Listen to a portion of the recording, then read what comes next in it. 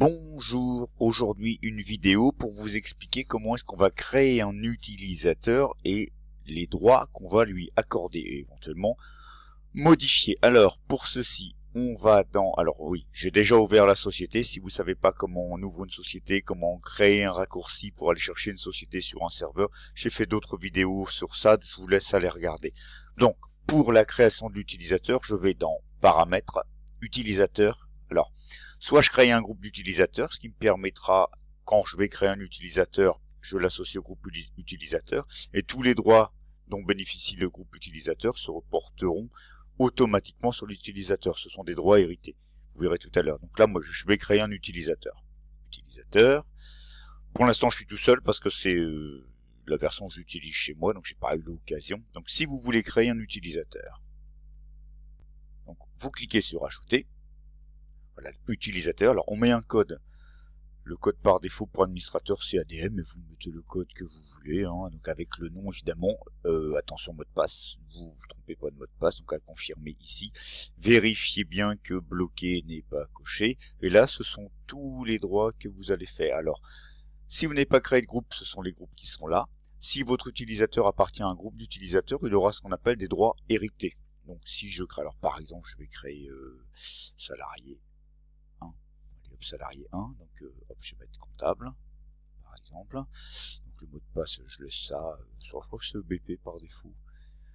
Oui. Donc les droits je lui accorde alors la possibilité de regarder, donc de visualiser, d'imprimer et puis de modifier, et c'est tout.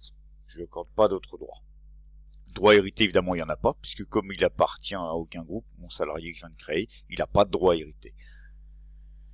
Et c'est tout. Voilà, il vous reste juste à faire derrière. Alors, si vous en avez d'autres à créer, enregistrer à nouveau. Et puis sinon, si c'est terminé, enregistrer, fermer.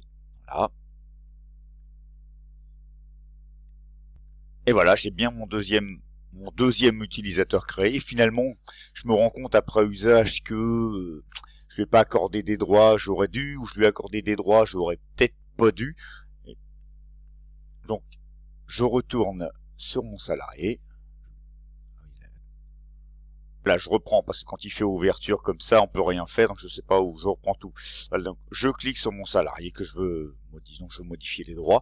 Donc voilà, ça je change pas, et éventuellement, je veux pas qu'il modifie parce qu'il a tendance à faire n'importe quoi, donc je déclique modification, et vous enregistrez, fermez. Voilà. Et là, c'est parfait.